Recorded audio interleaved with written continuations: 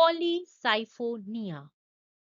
Polycyphonia is a red algae that is belonging to the Rhodophyceae.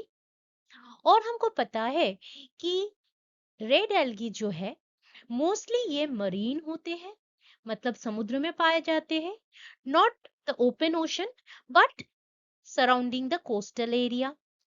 Mostly Rhodophyceae या red algae जो है cold water में पाए जाते हैं, और ये बहुत ही इकोनॉमिकली सिग्निफिकेंट है, क्योंकि बहुत सारे जितने भी सैकराइड्स जैसे आगर, कैराजिनन, ये सारे जो है we can obtain from red algae. So red algae या rhodophyceae जो भी हम कहते हैं, it is very economically significant from the food industry as well as from क्योंकि अगर जो है it's a very good media in microbiological labs also. So this is a very economically significant algae. हमारा जो आज का टॉपिक है Polysiphonia, ये बहुत एमएससी एंड बीएससी सिलेबस में है, और आज जो है मैं डिस्कस करने वाली हूँ पॉलीसाइफोनिया की एक ओवरव्यू, इसकी मॉर्फोलॉजी कैसी होती है, बाहर से कैसा दिखता है, इसकी एनाटोमी मतलब ट्रांसवर्स सेक्शन में ये कैसा दिखता है, and its ecological as well as economic importance.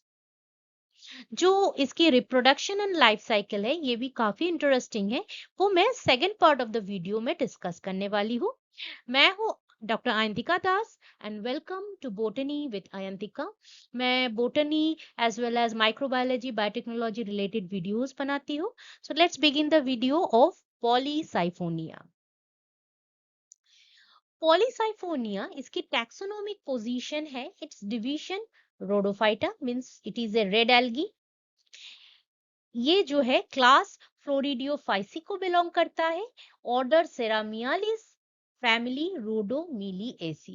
Now taxonomic position जो है वेरी मच इंपॉर्टेंट, क्योंकि कोई भी आप आंसर लिखेंगे टैक्सोनॉमिक पोजीशन के लिए अलग सा मार्क्स रहता है। So what ever be it's reproduction या मॉर्फोलॉजी या एनाटोमी रिलेटेड क्वेश्चन आए, टैक्सोनॉमिकल जो position always right it in your answers.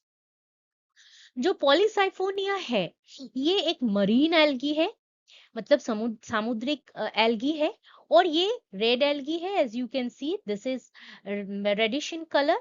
इसका मतलब ये नहीं है कि इसमें क्लोरोफिल नहीं है। सारे जो रेड एल्गी है उनमें क्लोरोफिल ए एंड डी तो होती ही है, बीटा एंड अल्फा कैरोटीन्स होती ही है, लेकिन जो रेड कलर ये एक्चुअली फाइको एरिथ्रिन की वजह से होता है। इसके अलावा भी बहुत सारे दूसरे फाइकोबिलिन्स भी रहती है, and so this is a very complex and variety of photosynthetic pigment। और क्योंकि ये बहुत ही डीप वाटर में पाए जाते हैं, इसीलिए इसको जो है क्लोरोफिल के अलावा भी इतने सारे फोटोसिंथेटिक पिगमेंट्स इसको जरूरत पड़ती है, जो कि लो लाइट कंडीशन में भी फोटोसिंथेसिस में हेल्प करता है। एंड जो लो लाइट में ये जो फाइकोसाइनिन, फाइकोएरिथ्रिन और जो beta carotenes, they help in photosynthesis in low light condition, और इसीलिए इसका जो है कलर ग्रीन ना होके ये रेड कलर आ जाता है, क्योंकि जो क्लोरोफिल की ग्रीन कलर है वो फाइकोएरिथ्रिन की रेड कलर से मास्क हो जाता है। तो ये जो है जनरली इसकी ये सारे जो स्पीशी है कॉमन स्पीशीज है, इसके बहुत सारे स्पीशीज है पॉलीसाइफोनिया की, 200 स्पीशीज वर्ल्ड वाइड, लेकिन हमारे इंडिया में 16 species are only found on the eastern as well as the western coastal region. जो साउथ की जो कोस्टल रीजन है उधर only 16 Indian species are found, these are the Indian species. और ये जो है दिख ही रहा है कि ये जो है एक फिलामेंटोस एल्गी है, और ये है एक इसकी एक स्कीमेटिक जो रिप्रेजेंटेशन है, इसको ड्राई किया हुआ है, and this is underwater photography, this one is the underwater photography. We can see कि ये जो है एक फिलामेंटोस एल्गी है, और ये जो है एक टफ्ट में ग्रो करता है। एक टफ्ट फॉर्म में ग्रो करता है, फेदरी फॉर्म में, जो कि तभी पॉसिबल होता है जब मल्टीपल टाइम्स इसकी ब्रांचिंग होती है। इसीलिए ही ब्रांचिंग के वजह से ही ये ऐसे टफ्ट फॉर्म में ग्रो कर पाता है। अगर इसकी हैबिटेट देखें तो ये मोस्टली मरीन रहती है, पॉलीसाइफोनिया जो है मरीन रहती है, और ये जो है ये जेनरली ग्रो करता है 27 मीटर की डेप्थ पे। मतलब जो कि ज्यादा डीप तो नहीं है लेकिन शैलो भी नहीं कह सकते हैं। एंड जो है ये शेल्टर्ड रीजन में ही ग्रो करना पसंद करता है। शेल्टर्ड रीजन मतलब जहाँ पे वेव एक्शन ज्यादा ना हो, चौपी सी ना हो, क्योंकि अगर वेव एक्शन ज्यादा होती है तो क्या होता है, इसकी ग्रोथ जो है इम्पीड हो जाती है। क्यों? क्योंकि इसकी जो है ब्रांचेस में कट हो जाती है, ब्रांचेस ब्रेक हो जाती है वेव एक्शन से। जो ब्रांचेस वेव एक्शन से टूटा है, ऐसा नहीं है कि वो इट विल श्रिवल एंड डाई। वो ब्रांचेस से भी दूसरा एक एल्गी तैयार हो जाता है, लेकिन ओनली इन समर। अगर विंटर में ब्रांचेस टूट गए तो it will remain dormant till the next summer. जैसे ही समर आता है तो ग्रोथ स्टार्ट्स अगेन, और वो जो टूटा हुआ ब्रांच है वो भी नया एक एल्गी फॉर्म कर लेता है। लेकिन क्योंकि बार बार जो है इसकी ब्रांचेस टूट रही है तो इसकी ग्रोथ जो है इम्पीड हो जाता है, ग्रोथ होने में डिफिकल्टी होती है। इसीलिए it prefers to grow in sheltered region. वैसे तो ये है बहुत रूडिरल, मतलब अगर कोई पॉल्यूटेड वाटर है तो भी ये ग्रो कर लेता है। बार बार हर्बी पूरी हो रहा है तो भी ये ग्रो कर लेगा। रूडिरल मतलब वो स्पीशीज जो एक्सट्रीम कंडीशन में ग्रो करता है, and polysiphonia is a very ruderal species. वैसे तो इसकी जो सरफेस है इसके ऊपर ना एक म्यूसिलेज की कोटिंग रहती है। तो ज्यादा जो है insects, marine arthropods as well as small fishes and all other sea shell fishes, तो ये सारे जो है इसको ज्यादा खाना पसंद नहीं करती, क्योंकि मुंह में जो आएगा म्यूसिलेज आ जाएगा। That is why it is protected from herbivory also. So that makes it ruderal. और ये जो है ये कोई रॉक के ऊपर भी ग्रो कर सकता है, it can grow on the surface of rock. कोई दूसरे एल्गी के ऊपर भी ग्रो कर सकता है, या कभी कभी मैंग्रोव के रूट में भी ग्रो कर सकता है। मतलब it is epiphytic as well as lithophytic as well as epizoic, मतलब जो एनिमल्स है एनिमल्स के ऊपर भी ग्रो कर जाता है। फॉर एग्जाम्पल जो शेलफिश है, जैसे मसल, लिम्पेट्स, ये सारे जो है तो इसके ऊपर भी ग्रो कर जाते हैं। इसके अलावा भी कुछ कुछ स्पीशी ऐसे हैं जो कि पैरासाइटिक भी है, जैसे फास्टिगेटर जो एक स्पीशी है, ये semi parasitic on another species. So जो एस्कोफाइलम है या फ्यूकस है, तो ये एस्कोफाइलम या फ्यूकस ये दोनों ही एल्गी है। सो एस्कोफाइलम या फ्यूकस के ऊपर, मतलब दूसरे एल्गी के ऊपर जब ग्रो कर रहा है तो ये क्या करता है, उस एल्गी के साथ अपने जो हॉस्टोरिया है, एल्गी में रूट नहीं होती तो हॉस्टोरिया होती है या राइजोइड होती है, तो राइजोइड या हॉस्टोरिया से ये क्या करता है, ये दूसरे एल्गी जो है एस्कोफाइलम, इसके इसके जो है एस्कोफाइलम के ऊपर से जो है ये ये जो है न्यूट्रिशन खींचता रहता है। So it is semi parasitic. अब इसकी जो ग्लोबल डिस्ट्रीब्यूशन है, हम देखते हैं कि ये जो है northern portion northern portion of Atlantic as well as northern portion of Pacific. So Pacific region में, ये सारे रीजन में एज वेल एज ये रीजन में ये बहुत ही ज्यादा पाए जाते हैं। कुछ कुछ जो है ट्रॉपिकल भी है, लेकिन हम देखेंगे कुछ कुछ साउथ अफ्रीका के आसपास भी है। तो हम देखते हैं, अगर हम देखते हैं तो इसकी जो ग्लोबल डिस्ट्रीब्यूशन है ये नॉर्थ हेमिस्फीयर में ज्यादा है, और mostly in the Atlantic region as well as the Pacific region. So north hemisphere में इसकी जो है डिस्ट्रीब्यूशन ज्यादा है। ये कुछ इंपॉर्टेंट स्पीशीज है जिसकी डिस्ट्रीब्यूशन मैंने डाले हैं। इसकी अगर मॉर्फोलॉजी देखें तो ये कुछ एक हम देख रहे हैं, एक सेंट्रल एक्सिस है एंड इसकी रिपीटेड जो है ब्रांचिंग आउट हो रही है। ये है सेंट्रल एक्सिस और उससे रिपीटेड ब्रांचिंग हो रही है। तो रिपीटेड ब्रांचिंग से क्या हो रहा है, एक फेदरिश अपीयरेंस हो जाता है, एक टफ्ट जैसा अपीयरेंस हो जाता है। तो सेंट्रल एक्सिस और उससे क्या होता है, बार बार जो है ब्रांचिंग होती रहती है। और इसकी जो कलर है that is brownish reddish brown colour.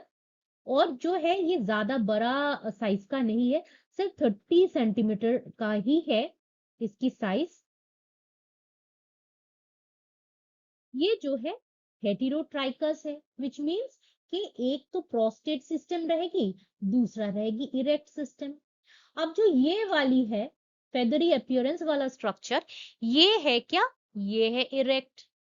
और नीचे जो प्रोस्टेट सिस्टम है उसका मेन फंक्शन रहता है क्या, फॉर अटैचमेंट।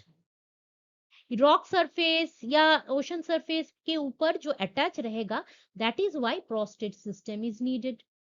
कुछ कुछ स्पीशी में ये जो प्रोस्टेट सिस्टम है ये बहुत ही वेल डेवलप्ड रहती है, जैसे नाइग्रीसंस में। कुछ कुछ में जो प्रोस्टेट सिस्टम एब्सेंट ही रहती है। ये जो इरेक्ट सिस्टम है, इरेक्ट सिस्टम जो है, इसकी जो लोअर सेल है, बेसल सेल है, यही क्या करता है, ऐसा कुछ राइजोइड्स निकाल लेता है और उसके ऊपर ही ये जितना भी अटैचमेंट है वो ये इतना सा पोर्शन राइजोइड ही कर लेता है। पर ये जो इरेक्ट सिस्टम है दिस इज इक्वली इंपॉर्टेंट। क्यों, क्योंकि जो इरेक्ट सिस्टम के ऊपर एकदम टिप वाला पोर्शन में क्या रहता है, रिप्रोडक्टिव ऑर्गन्स रहती है। So both prostate as well as erect system is essential. जिनमें प्रोस्टेट सिस्टम, ये वाली जो प्रोस्टेट सिस्टम नहीं रहती है, जैसे फॉर एग्जांपल इलोंगेटा या वायोलेसी, तो उधर क्या होता है, तो उधर ऐसा वाला कुछ हो जाता है, मतलब थोड़ा सा छोटा सा राइजोइड्स रह जाता है, that functions as an attachment organ. तो ये वाले जो है इरेक्ट सिस्टम है और ये वाला है क्या, प्रोस्टेट सिस्टम। तो प्रोस्टेट सिस्टम है ये भी मल्टी एक्सियल है। मतलब क्या है, एक जो सेल है उसके चारों साइड में पेरीसेंट्रल सेल्स है और ये जो है पेरीसेंट्रल सेल से ही, ये पेरीसेंट्रल सेल से ही क्या होता है, राइजोइड्स अराइज करते हैं। राइजोइड्स जो है ये क्या रहती है, यूनिसेलुलर रहती है, लेकिन इसकी जो है मल्टीपल ब्रांचिंग रहती है। तो एक तो प्रोस्टेट सिस्टम से क्या होता है, राइजोइड्स तैयार होते हैं। दूसरा होता है अटैचमेंट डिस्क। अटैचमेंट डिस्क, ये है अटैचमेंट डिस्क। तो बेसिकली जो राइजोइड है ये इकट्ठे होके अगर इकट्ठे हो जाते हैं तो ये, इसको हम बोलते हैं अटैचमेंट डिस्क। कुछ ऐसा दिखता है। तो एक सिंगल राइजोइड ऐसा दिखता है, बहुत सारे राइजोइड्स एक साथ हो जाए तो ऐसा अटैचमेंट डिस्क तैयार होता है। और जो हमारा इरेक्ट सिस्टम है, ये वाली सिस्टम है, ये क्या करता है, प्रोस्टेट सिस्टम से ही राइज होता है। ये कुछ ऐसा इरेक्ट सिस्टम इधर राइज हो रहा है, तो प्रोस्टेट सिस्टम से ही इरेक्ट सिस्टम राइज होता है। जैसे फॉर एग्जांपल हियर, हियर, ये दोनों में ही जो इरेक्ट सिस्टम है, तो ये जो है मल्टी एक्सियल है। मतलब इसकी जो है एक मेन एक्सिस रहती है और साइड ब्रांचेस भी रहती है। कुछ ऐसा दिखता है। तो ये जो है रेड में मैं ड्रॉ कर रही हूँ, ये है मेन एक्सिस। अब देन जो मैं येलो में ड्रॉ कर रही हूँ ये है साइड ब्रांचेस। देख रहे हैं कि इट इज मल्टी एक्सियल। अब साइड ब्रांचेस की भी छोटे छोटे दूसरे ब्रांचेस दिख रहा है। तो ये जो इरेक्ट सिस्टम है, इसको हम ब्रांचिंग अगर देखें तो दो डिपार्ट में डिवाइड कर सकते हैं। एक जो है long branches like the yellow, yellow में जो हम ड्रॉ किए हैं वो लॉन्ग ब्रांचेस है, and these long branches they are of unlimited growth, मतलब इसकी जो है ग्रोथ भले फास्ट हो या स्लो हो, पर इसकी ग्रोथ कंटिन्यूअस हो जाती है। लॉन्ग ब्रांचेस की जो है ग्रोथ कंटिन्यू रहती है, and that is why it is called long branches, नहीं तो इसको शॉर्ट ब्रांचेस भी बोल सकते हैं। लेकिन ये जो है ये स्पाइरली अरेंज्ड होता है ऑन द मेन एक्सिस, मतलब जो मेन एक्सिस है उसमें ये स्पाइरली अरेंज्ड होता है। तो स्पाइरल फॉर्म में ये लॉन्ग ब्रांचेस अरेंज्ड होते हैं। जो शॉर्ट ब्रांचेस है जिसको हम ट्राइकोब्लास्ट भी बोलते हैं, उसकी जो है ग्रोथ ये लिमिटेड रहती है, मतलब ये इसकी ग्रोथ कुछ देर बाद स्टॉप हो जाती है। जनरली 5 to 7 सेल्स के बाद ही इसकी ग्रोथ स्टॉप हो जाती है, और जो है रिप्रोडक्टिव ऑर्गेन तैयार होने लगते हैं। या कभी कभी सारे जो ट्राइकोब्लास्ट है उसमें रिप्रोडक्टिव ऑर्गेन तैयार भी नहीं होता। ये कुछ एक ट्राइकोब्लास्ट है, नोट के इसके 5 से 7 सेल्स ही है। और ये जो ट्राइकोब्लास्ट है ये कोई भी एपिकल सेल है ये डिवाइड करता रहता है, और नीचे वाले पोर्शन से ही जो है डिवाइड होके एक ट्राइकोब्लास्ट इनिशियल तैयार होता है, जो कि डिवाइड करते करते एक ट्राइकोब्लास्ट तैयार कर देता है। And the trichoblast they are very unique, क्योंकि एक तो ये कभी कभी सेक्स ऑर्गन बोर्न करता है, कभी कभी सेक्स ऑर्गन नहीं रहता है, सिर्फ स्टेराइल ब्रांचेस रहती है। लेकिन सेक्स ऑर्गन हो कि ना हो, ये जो ट्राइकोब्लास्ट है ये हायालीन होता है, मतलब इसमें ज्यादा कलर नहीं होता। क्यों? क्योंकि इसकी जो है जितने भी क्रोमैटोफोर पोर्शन है ये कम रहते हैं। कलर्ड वाला जो मतलब फोटोसिंथेसिस के लिए जरूरी है क्रोमैटोफोर्स, सो वो ज्यादा रहते नहीं है। क्यों? क्योंकि इसकी जो फंक्शन है, ट्राइकोब्लास्ट की जो फंक्शन है, ये मेनली रहता है सिर्फ और सिर्फ रिप्रोडक्शन के लिए। तो इसीलिए ये हाइलीन रहता है, क्योंकि फोटोसिंथेसिस करके फूड प्रोडक्शन तो इसके फंक्शन में नहीं है। और ये जो शॉर्ट ब्रांचेस जिसको हम ट्राइकोप्लास्ट कहते हैं, तो ये कुछ डेसिडियस होते हैं, मतलब पूरे साल तक ये रहता नहीं है।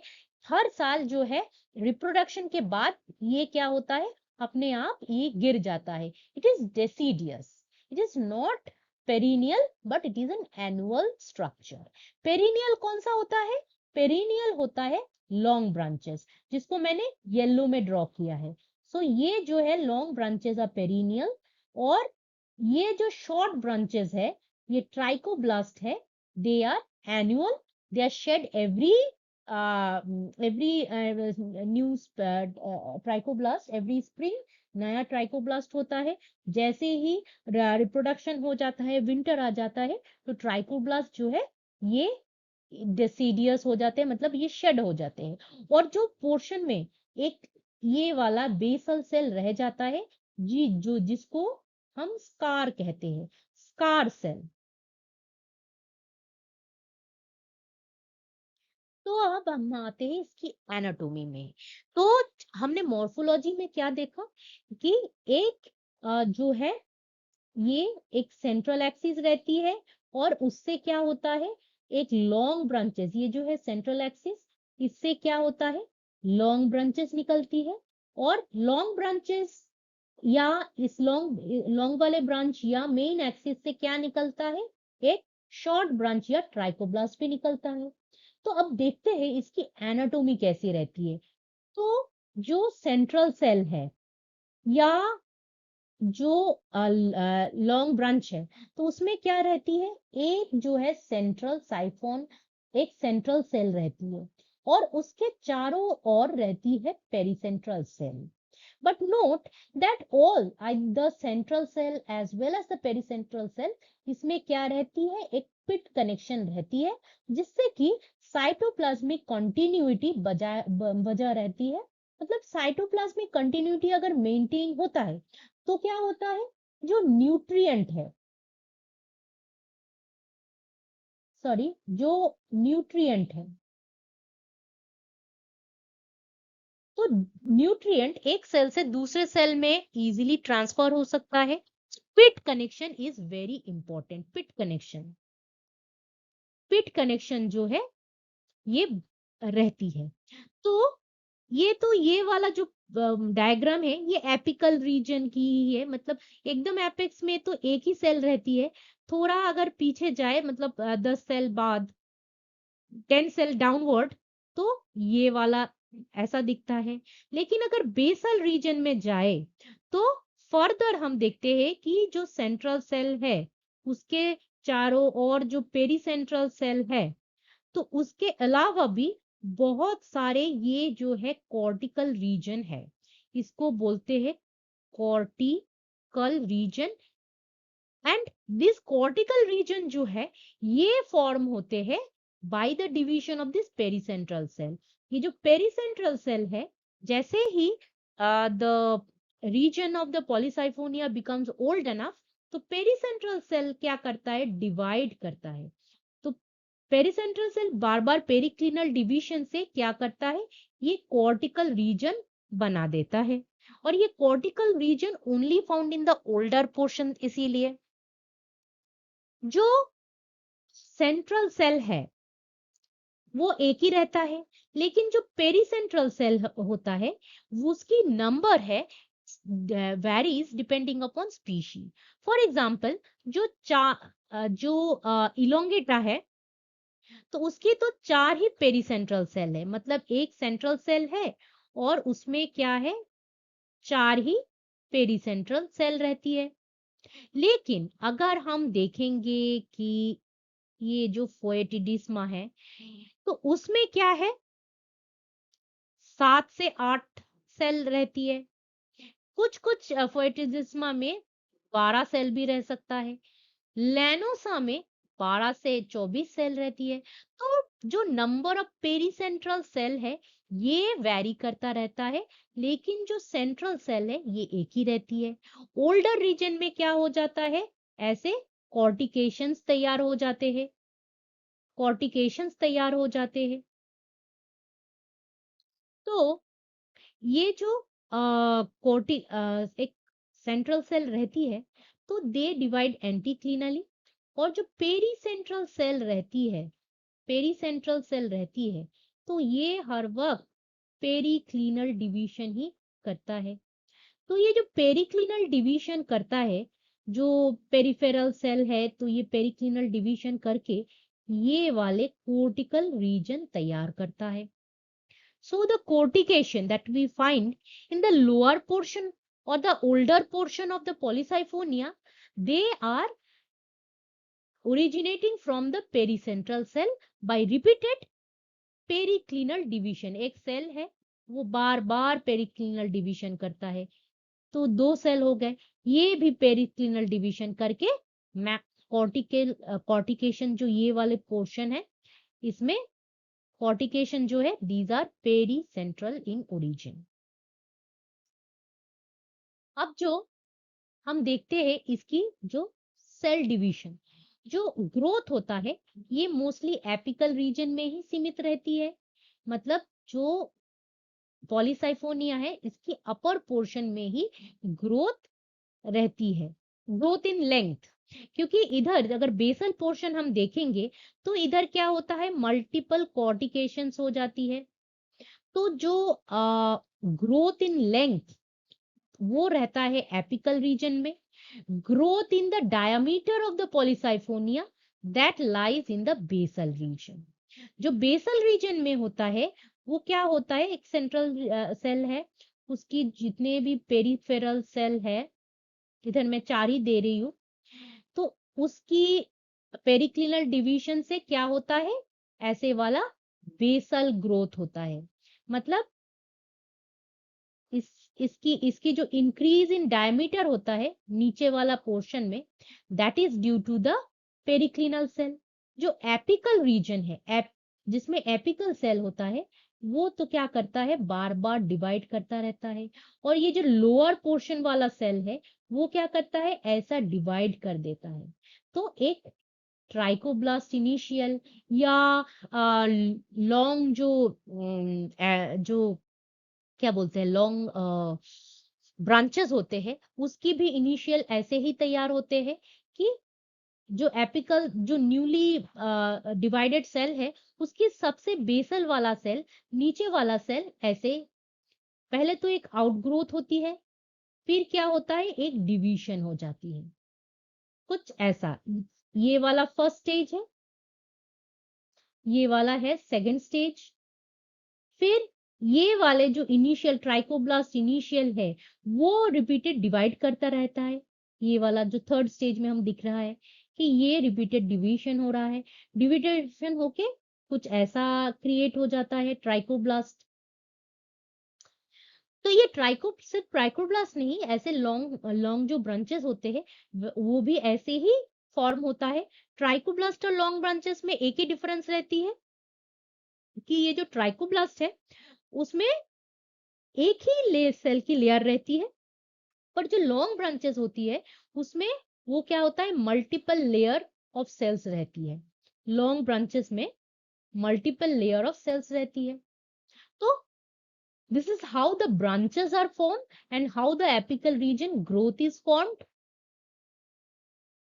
तो अगर हम सेल स्ट्रक्चर देखेंगे, मतलब एक सेल, पहले तो हम देख रहे थे कि एनाटॉमी कैसी है।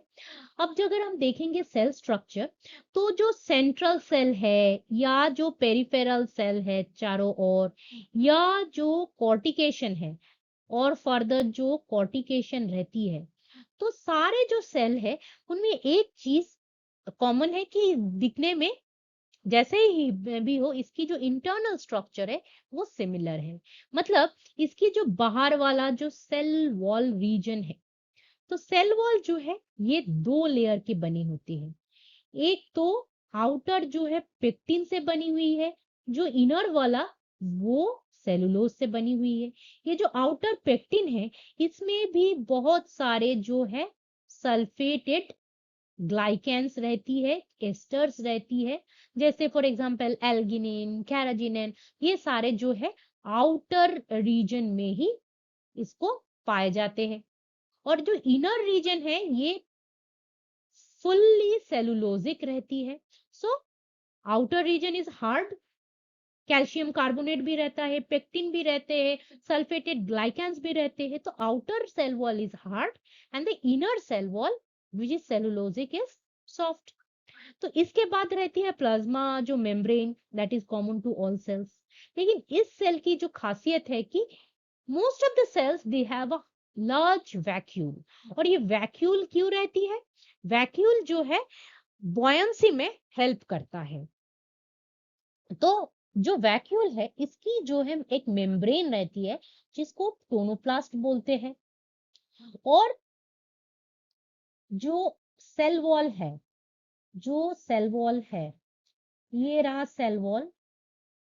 और जो इधर तो दिखाया गया है कि एक बहुत ही बड़ा स्टिलेट साइटोप्लास्ट है, लेकिन जनरली क्या होता है, say for example this is the cell wall और बहुत ही बड़ा एक सेंट्रल वैक्यूल है, और जो जो साइटोप्लाज्म है वो पेरिफेरल ही रहती है, और न्यूक्लियस जो है वो भी पेरिफेरल रहती है। और इधर में छोटे छोटे डिस्कॉइड क्रोमैटोफोर्स रहती है, जिसमें क्या रहती है, क्रोमैटोफोर्स में फोटोसिंथेटिक पिगमेंट रहती है। एक ऐसा हो सकता है सेल स्ट्रक्चर, या तो दूसरा ये वाला सेल स्ट्रक्चर जो कि काफी कॉमन है। मतलब एक जो क्लोरोप्लास्ट है ये स्टार शेपेड रहती है, स्टीलेट क्लोरोप्लास्ट है। और देखिए यहाँ पे मल्टीपल थाइलाकॉइड्स है। तो क्लोरोप्लास्ट है दो टाइप के, एक तो स्टीलेट भी हो सकता है, दूसरा हो सकता है डिस्कॉइड। अगर स्टीलेट क्लोरोप्लास्ट है तो वैक्यूल उतना ज्यादा नहीं होता, एंड डिस्कॉइड क्लोरोप्लास्ट जो कि छोटे साइज के होते हैं, तब अगर सेल जो है उसमें एलाबोरेट वैक्यूल सिस्टम रहती है। तो हमने देखा cell wall, vacuole, cytoplasm is mostly peripheral, इसमें न्यूक्लियस भी रहती है और क्लोरोप्लास्ट भी रहती है। क्लोरोप्लास्ट जो है वी नो दैट इसमें फोटोसिंथेसिस होती रहती है। तो इसमें जो पिगमेंट्स है, ये क्लोरोफिल है, A and D, which is common in all Rhodophyceae. इसमें कैरोटीन्स भी रहती है, जैसे अल्फा एंड बीटा कैरोटीनॉइड्स।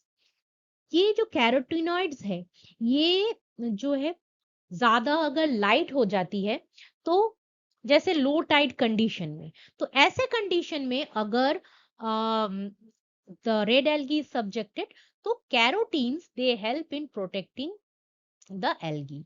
इसके अलावा भी ज़ैंथोफिल्स भी प्रोटेक्टिव रहती है, क्योंकि ज्यादा फोटोकेमिकल ज्यादा एक्साइटमेंट हो जाती है, तो जो पिगमेंट्स है उसको प्रोटेक्ट करने के लिए क्वेंचिंग जरूरी है। और ये ज़ैंथोफिल्स जो है ये क्वेंचिंग में हेल्प करता है, specially violaxanthin, zeaxanthin, these are all photo quenchers. इसके अलावा भी ये बहुत ही इंपॉर्टेंट और पिगमेंट है, जो बिली प्रोटीन्स, जो कि लो इंटेंसिटी लाइट में भी फोटोसिंथेसिस में हेल्प करता है। This bili proteins, that is phycocyanin, phycoerythrin, ये सारे जो भी बिली प्रोटीन्स है, they help in photosynthesis under low light condition. और ये जो फाइकोएरिथ्रिन है, इसकी वजह से ही जो रेड कलर दिखता है इन द रेड एल्गी। तो इसमें जो रिजर्व फूड है, वो दैट इज फ्लोरिडियन स्टार्च। कुछ अल्कोहल या फैटी एसिड्स भी रहते हैं, बट मोस्टली फ्लोरिडियन स्टार्च रहती है। अब आते हैं इसकी इकोनॉमिक इंपॉर्टेंस में। ये ट्रेडिशनली पॉलीसाइफोनिया जो है, native people they have been using this Polysiphonia as a source of food, as a salad, because of its nutritive power. ये जो है, it is rich in various types of vitamins and minerals. कोई भी sea food अगर देखेंगे, तो they are rich in minerals। और polycyphonia is also a marine algae, so it is very nutritive in function। इसके अलावा भी हम देखेंगे अगर गवर्नमेंट डिश में, that is now people have also started using polycyphonia in various type of government dishes। और जो पॉलीसाइफोनिया है, ये इससे हम एक जो है जिलेटिन की सब्स्टिट्यूट भी हम कर सकते हैं, क्योंकि हमको पता है पॉलीसाइफोनिया की जो ऊपर अपर आउटर पोर्शन है, उसमें क्या रहती है, उसमें रहती है म्यूसिलेज, जो कि जिलाटिन को रिप्लेस कर सकता है। We obtain gelatin that is animal origin. तो जो वेजिटेरियन है, उनको जिलेटिन से प्रॉब्लम हो ही सकता है। तो this is a very good gelatin alternative for vegetarian people. और अगर आपको आइसक्रीम बनानी है, पुडिंग बनानी है, या कोई भी अदर इंडस्ट्री में, जैसे फॉर एग्जांपल टूथपेस्ट में, या कोई भी फिलर, जैसे मीट में हम फिलर डालते हैं, दिस जिलेटिन फिलर, या कोई भी अगर या कैराजिनन को भी फिलर के हिसाब से डालते हैं, तो this polycyphonia is a very good gelatin substitute, or we can prepare a lot of dishes, as well as food processing industry में भी polycyphonia की काफी importance है। तो लास्ट स्लाइड में हमने देखा कि बहुत सारे जो है ग्लाइकेंस, पॉलीसल्फ्यूरेटेड ग्लाइकेंस के वजह से पॉलीसाइफोनिया की काफी इंपॉर्टेंस है इन फूड प्रोसेसिंग इंडस्ट्री, जैसे for example meat processing industry as well as ice cream industry. तो इसकी जो है काफी इकोनॉमिक इंपॉर्टेंस है, पर इसकी इकोलॉजिकल इंपॉर्टेंस भी काफी ज्यादा है। फॉर एग्जांपल, ये जो है, हमको पता है कि आजकल जो है सी ओशन में या सी में टेम्परेचर राइज हो रही है ग्लोबल वार्मिंग की वजह से, and that is why the sea water are turning more and more acidic, जिसकी वजह से बहुत सारे स्पीशीज जो है उसकी जो है एंडेंजर्ड हो जा रहा है। उसकी कोई कोई स्पीशी तो एकदम threatened, endangered, as well as कुछ कुछ स्पीशीज जो है total loss of this diversity, local region में certain patches of the ocean कोई स्पीशी एकदम एक्सटिंक्ट हो जाता है, तो वो जो एरिया बचता, मतलब खाली हो रहा है, वैकेंट एरिया हो रहा है, this species of Polysiphonia they are very fast to grow in this areas. तो उधर जाके वो इतना इन्वेसिव हो जाता है कि दूसरे जो स्पीशीज है, लोकल नेटिव स्पीशीज है, उसको भी चोक आउट कर देता है। क्यों? क्योंकि ये जो पॉलीसाइफोनिया है, इसकी जो है ये बहुत ही रूडिरल है। ओशन एसिडिफिकेशन हो या ओशन पॉल्यूशन हो, ऑयल स्पिल हो, ये it can grow in the water. भले ही ग्रोथ कम हो जाए, लेकिन it will never be extinct. लेकिन दूसरे दूसरे जो भी बहुत ही सेंसिटिव स्पीशी है, वो इतना रूडिरल नहीं रहता है। तो जो कंपटीशन में competitively Polysiphonia, it can exclude other algae as well as other plants from the area it is growing. So it's a very invasive species. इसके अलावा भी जो पॉलीसाइफोनिया है, ये दूसरे एल्गी के ऊपर, ये जो है एक एस्कोफाइलम है, हम देख ही रहे हैं। तो एस्कोफाइलम के ऊपर ये जो पॉलीसाइफोनिया ये वाली ग्रो कर रही है ऑन एस्कोफाइलम। तो ये खुद दूसरे एल्गी या मैंग्रोव के रूट्स के ऊपर ग्रो करता है, लेकिन इसके ऊपर भी दूसरे दूसरे पैरासाइटिक एल्गी या दूसरे दूसरे पैरासाइटिक फंजाई या कोई डाइएटोम, जैसे इधर ऐसा ग्रो करता है। ये हमको दिख रहा है एक मल्टी एक्सियल पॉलीसाइफोनिया की जो मल्टी एक्सियल रीजन है, may be the main axis या लॉन्ग ब्रांचेस की एक्सिस है। तो इसके ऊपर ये देखिए ग्रो कर रहा है, ये ग्रो कर रहा है डाइएटम्स। तो ये एक host plant to many epiphytic species as well as parasitic species, as well as ये epiphytically दूसरे algae या plants के ऊपर भी grow करता है। तो that is its ecological importance। ऊपर से ये invasive भी है, और ये बहुत ही बायोफाउलिंग कम्युनिटी है। मतलब कोई भी अगर शिप है, तो उसके ऊपर फर्स्ट तो क्या ग्रो करता है, कोई बैक्टीरिया बायोफिल्म तैयार करता है, बैक्टीरियल बायोफिल्म। तो ये बैक्टीरियल बायोफिल्म के ऊपर क्या ग्रो करता है, ग्रो करता है पॉलीसाइफोनिया। और ये पॉलीसाइफोनिया के ऊपर कौन ग्रो करता है, दूसरे दूसरे एल्गी जो कि इसके ऊपर एपिफाइटिकली ग्रो करता है। अब ये जो है एंटायर शिप को इतने सारे जो बैक्टीरियल बायोफिल्म, फिर जो है ग्रीन में पॉलीसाइफोनिया, फिर जो है ब्लू में दूसरे पैरासाइटिक एल्गी, तो ये सारे जो है, ये कोई भी शिप या बोट की जो स्पीड है, ये स्लो डाउन कर देता है, ड्रैग बढ़ा देता है, तो इकोनॉमिक लॉस भी करा देता है। ऊपर से इसके ऊपर आ जाता है क्या, इसके ऊपर बार्नाकल्स भी ग्रो करने लगता है। इसको मैं स्मॉल बी से लिख रही हूँ। तो बार्नाकल्स जो है, एक बार बार्नाकल्स जो इन्फेस्ट हो गए, तो ये क्या करता है, जो शिप की वुड या स्टील की जो भी मटेरियल से बना है, इसमें ये इतना सख्ती से चिपक जाता है कि ये भी ड्रैग जो है, शिप की जो स्पीड है, ये कम कर देता है। तो फ्यूल कंजम्पशन ज्यादा हो जाती है। तो इकोलॉजिकल जो इसकी एस्पेक्ट है, इससे इकोनॉमी भी इफेक्ट होती है। मतलब जो शिप की ओनिंग कंपनी है, इसको भी लॉस होने लगता है, क्योंकि फ्यूल कंजम्पशन ज्यादा हो जाती है। So that was all about Polysiphonia. कुछ समझ में नहीं आया या कुछ इलाबोरेट वीडियो मुझे बनानी है, नए वीडियो बनानी है, तो right it in the comment section. Algae वाला जो प्लेलिस्ट है, उसकी डिस्क्रिप्शन बॉक्स में मैंने लिंक डाल के रखी है, और मैं ऐसे ही बोटनी रिलेटेड वीडियोस बनाती रहती हूँ। मेरे जो चैनल में आप जा सकते हैं, अलग अलग से प्लेलिस्ट के अंदर अलग अलग से टॉपिक पे वीडियोस मैंने बनाया है। सो अगर वीडियो अच्छा लगा है तो please hit the like button, share it with your friends and subscribe कीजिएगा। सब्सक्रिप्शन जो है फ्री रहती है, लेकिन I feel encouraged if you subscribe.